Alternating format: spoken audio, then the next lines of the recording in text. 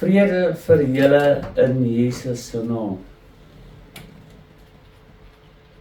So het Jesus sy disippels gegroet nadat hy opstaan het uit die dode. En elke keer vir hulle gesê, vrede vir julle.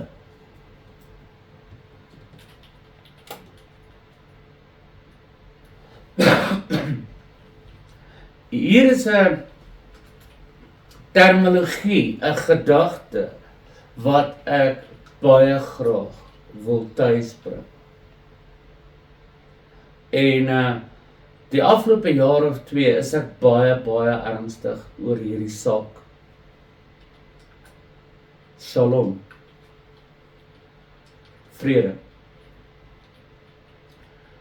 Ek reken dat ek hierdie jaar 30 jaar in geestelike beradingsbedryf is. Het sy of ek in maksimum gevangenisse werk, het sy met die gewone Christelike publiek, het sy met kerkleiers, almal wat 'n geestelike beraader nodig, het een ding in gemeen. Op een of ander manier het die vyand sy vrede of haar vrede gesteel, of deur die werkinge van die persoon self, miskien 'n sondige toestand, totaal en al in omstandighede beland waar vrede nie ter sprake is. Wat is die wortel van 'n egskeiding? Is tog dat daar nie vrede heers nie, dat daar vrede nie 'n krag is nie.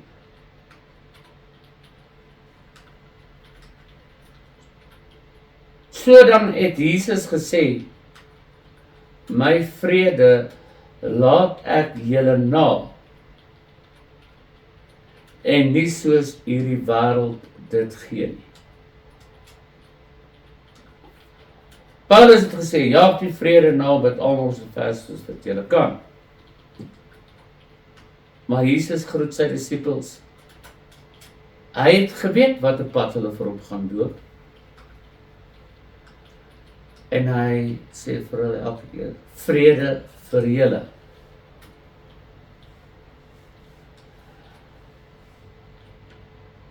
Nou wil ek julle vandag iets vertel. Vrede is een van die elemente wat heers in die atmosfeer van die koninkryk. Want die koninkryk bestaan nie uit spys en drank nie, maar vrede, liefde, blydskap. Ek kort doel is eers nou vrede. In die krag en in die geregtigheid van die Heilige Gees.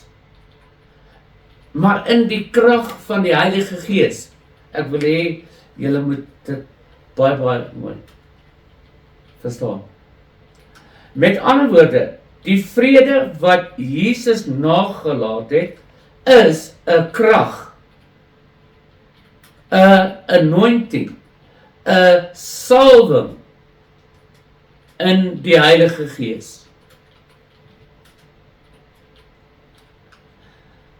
Handelinge 2 sê dat Jesus is die prins van vrede. Jesaja sê hy is die vredevors. So hy voer heerskappy uit 'n plek van vrede wat 'n krag van die Heilige Gees in die koninkryk is. Dis ons as ek nou die woord so interpreteer. Met ander woorde, as die vyand jou vrede gesteel het, beteken dit hy het jou in daai spesifieke situasie kragteloos gemaak. Is ek reg as ek so opname maak? Ek dink ek kan so aanname maak na 30 jaar se geestelike berading. Het sy vrees of verwerping of bitterheid of hoogmoed of rebellie of depressie of 'n kulte, maak nie saak nie. Jy is op 'n plek waar daar nie vrede is nie. Maar tog het Jesus dit nagelaat vir sy liggaam, vir sy kerk, vir jou en vir my.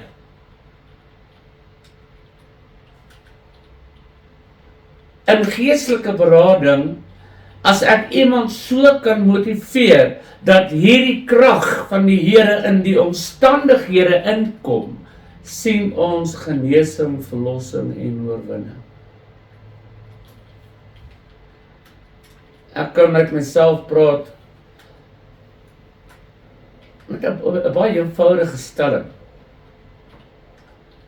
Ek het die grootste foute in my lewe gemaak, selfs in bediening, as ek kwaad geword het.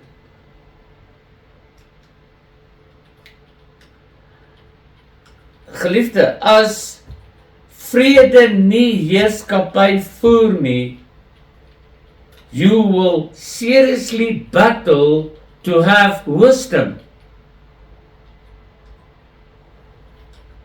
Enigiemand sal kan getuig as jy nie vrede het in 'n saak nie, dink jy so in die ronde. Jy gaan slaap met jou gedagtes rondom dit, en as jy wakker word, dan neem jy daai selfde gedagte weer op. Jy dink in sirkels rondom 'n saak. En daarin is nie 'n manifestasie van die wysheid van die Heilige Gees nie.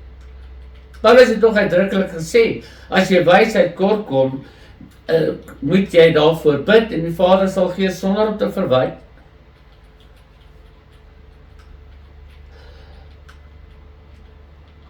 Where there are no peace, there are no healing.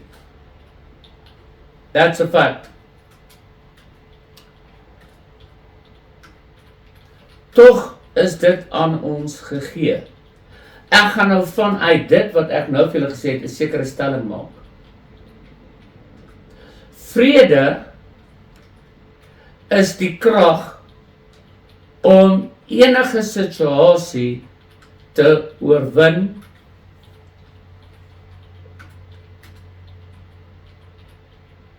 en om 'n uitkoms te vind.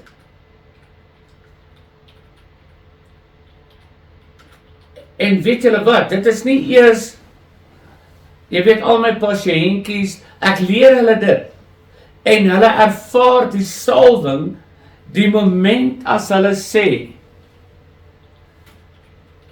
laat my vrede na my toe terugkeer in die naam van Jesus Christus.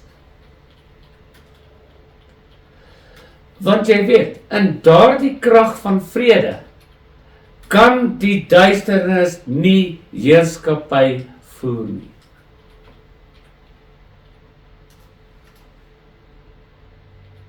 Want alles wat die koninkryk van die duisternis is, alles wat dit is haat, geveg. Al daardie dinge is waaruit die koninkryk van Satan bestaan. Nou,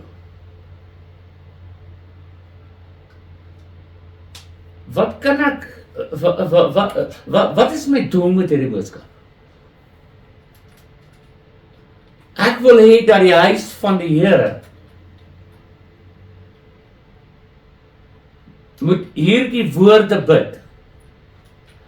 En die huis van die Here bestaan uit mense.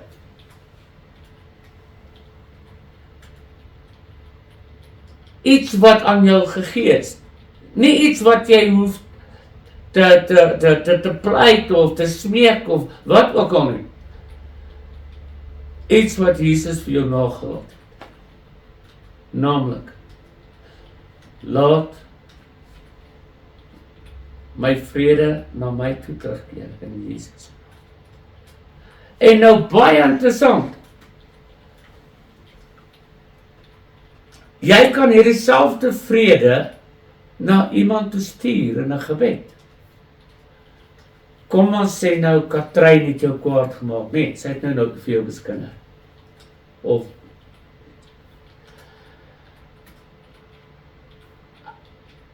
as ons nou sê, nou luister wat sê die Here, hy sê, hy herken wat ons vyande gaan hê, en hy sê, jy moet selfs jou vyande seën.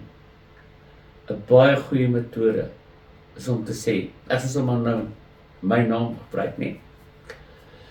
Eugene, my vrede van Jesus wat ek het, spreek en stuur ek vandag na Katrein toe. Want die vrede van die koninkryk sal heers in hierdie saak. Ek het nou nie tyd om die getuienis daarvan te lewe nie. Een keer toe ek kwaad geword het, die Here vir my gesê, practice what you preach, en ek het onmiddellik geweet, hy sê vir my van vrede, en toe ek vir daai persoon sê, my vrede gee ek aan jou, toe begin hy te bewe. Maar kom ons raak net 'n bietjie skriftuurlik hierso. Kom ons gaan terug skrif toe. Jesus stuur sy disippels 2 uit. Hy het op hulle geblaas en gesê, ontvang die Heilige Gees, en hulle het uitgegaan en het ook wonderwerke gedoen.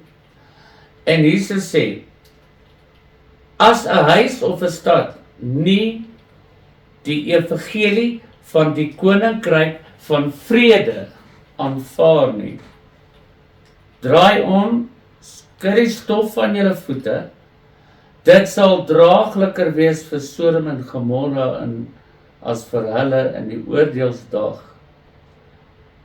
En dan, en laat julle vrede na julle toe terugkeer. Soek jy wysheid? Kry die vrede van Jesus Christus in jou hart, en wysheid sal daarop volg. Vrede vir julle in Jesus se wonderlike naam. Amen.